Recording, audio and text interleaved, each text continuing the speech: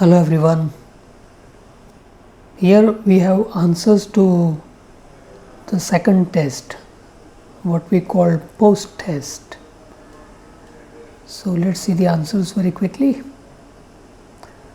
The first sentence was this. Now you already know that according to is never used for our own opinion. It is not used with me or us. So we say to my mind or in my opinion or in my view.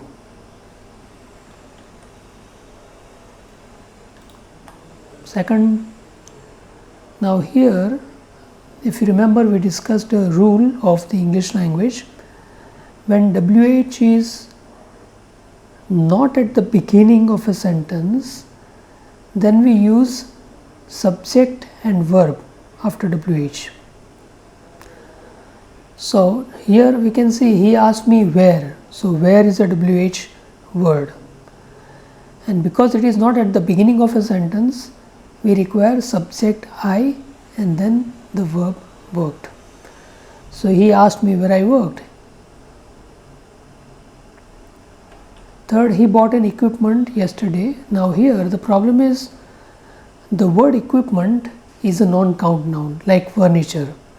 So we can't use an equipment, or we can't even pluralize it equipments. No, that's not possible because it's a group noun. For example, I may talk about medical equipment.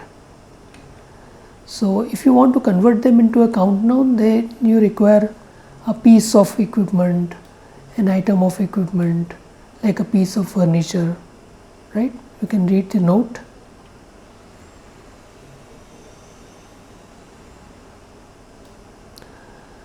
Okay, next. Now in this sentence the problem is with the preposition. He is pleased, or he is looking very pleased with himself. So pleased with is a common collocation in this type of sentence. Then fifth one, as we discussed earlier, the word graduation is not used with to, finish or complete. You can do a bachelor degree, you can do a course, but you can't do graduation. And on our website there are 40 ways of talking about qualifications, so that you can refer to. Sixth, when you talk about senses, see, smell, taste, then we use the simple present tense, not the ing form. So I see many birds in the sky, I smell something burning, I hear some strange noise. When you use ing form with these verbs, sense verbs, then the primary meaning gets changed. But here we are talking about the primary meaning of see. So I see some birds in the sky. Next, here you are talking about past to present continuity, and past to present continuity requires has been or have been in ing form. Plus, when you talk about a period of time, then you require for. So there are two mistakes here. I have been working on this project for 2 months. Since is used with a point of time. Since morning, since 1995, since you came, since birth, since independence. In this sentence, because the past time is given, we cannot use has or have. We require the simple past tense form. I saw the Taj Mahal in 1995, or whatever time is given.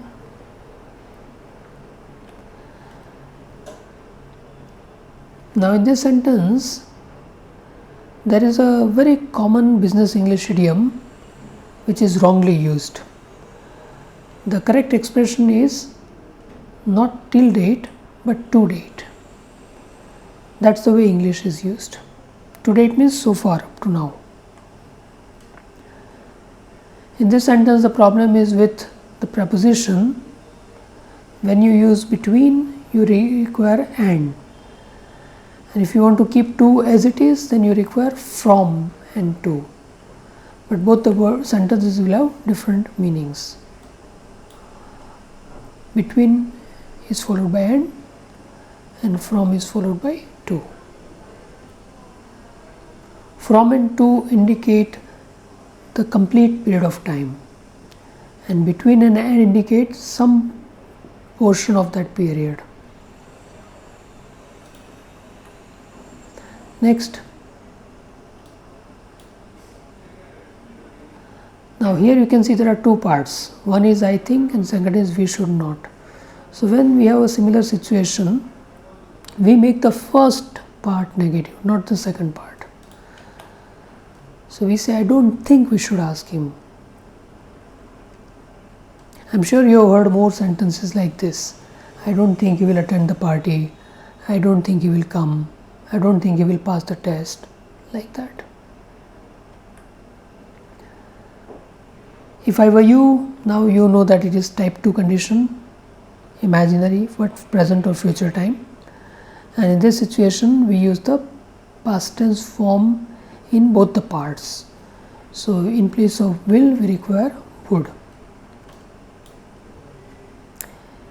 If I were you, in place of that, somebody might say if I was you. Was and were, they both are used for any subject in this particular type.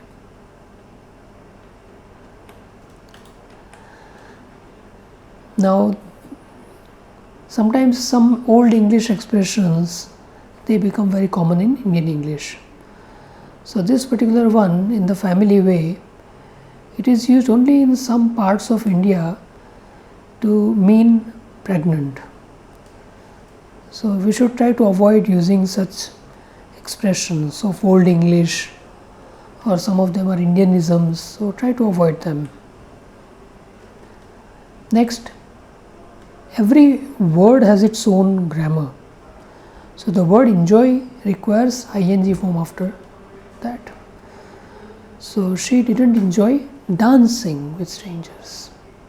I enjoy meeting friends. I enjoy teaching. So enjoy plus ing.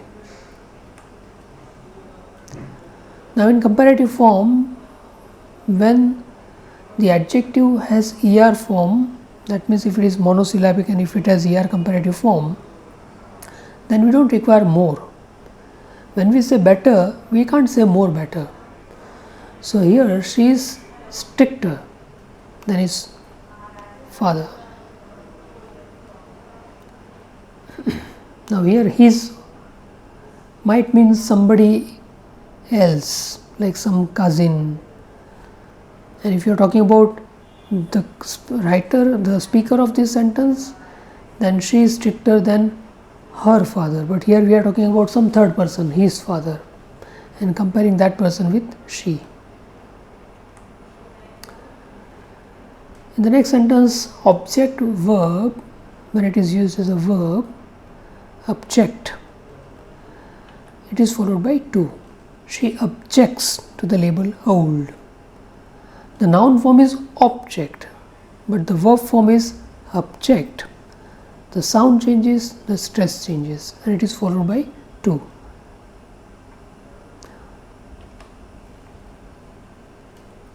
Now here there is a mistake of collocation.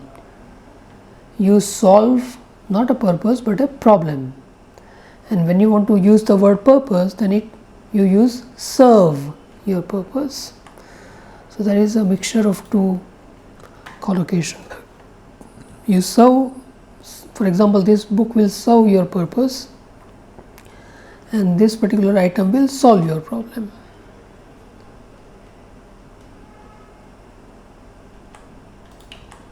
Next, now in English there are many proverbs, sayings. These are fixed things in language, you can't change them.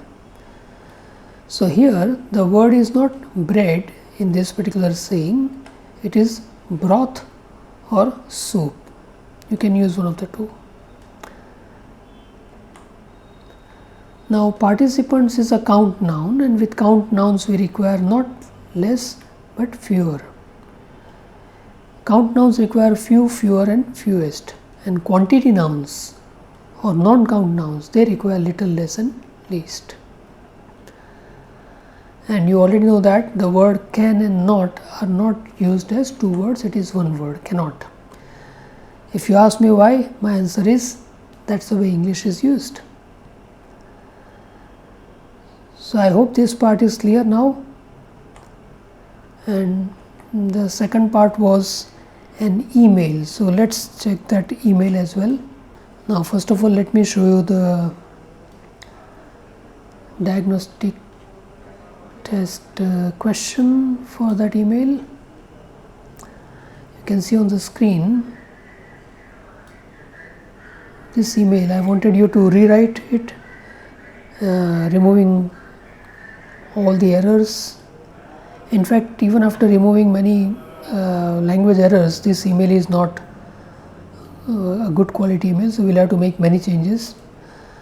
For example, yesterday requires simple past tense, so have is not possible, and there is no point introducing yourself in the third line of the first paragraph.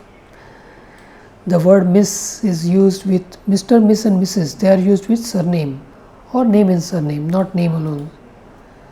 Then date is never written with digits, we write the name of the month. And even 3 years requires for 3 years. And this sentence is also grammatically wrong because I had sent you the price list before your order reached us. So past of past requires had. And when you tell somebody in formal writing or speaking, you didn't see the new price list, you haven't done this work, so it's a very rude way. So we don't use this kind of expressions, and we never ever say your order is wrong. They are giving us an order, so it's an opportunity to serve and earn, so we can't blame them. And we can't even use sentences like this, see our current prices or do this work or submit the report. No, imperative sentences are never used in formal writing without please or without using some formal good quality polite structure. Cannot is also used as one word, and whenever you want to say no in formal writing, never say directly, always say in a polite way, I am afraid we are not in a position to, we are sorry to say, something like that. And look forward to is always followed by the ing form of the verb, so getting. Okay, and here the subject line is also wrong. It is not a complaint against a non-payment. Here we want to use a positive expression, a request for a revised order. So when you make all these changes, your final product will look something like this. You can check it here.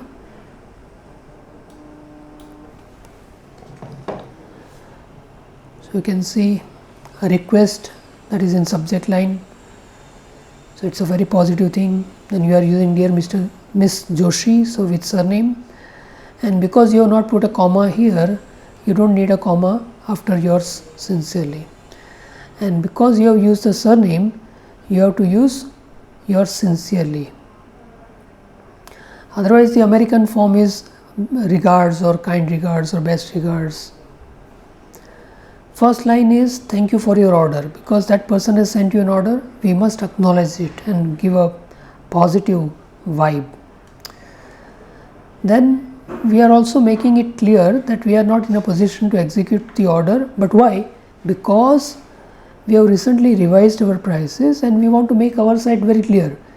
We had already sent you our revised price list before we received your order. So in one paragraph we are making everything clear, and the last line is we look forward to receiving your revised order.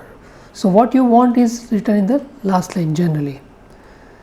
So I hope it is now clear.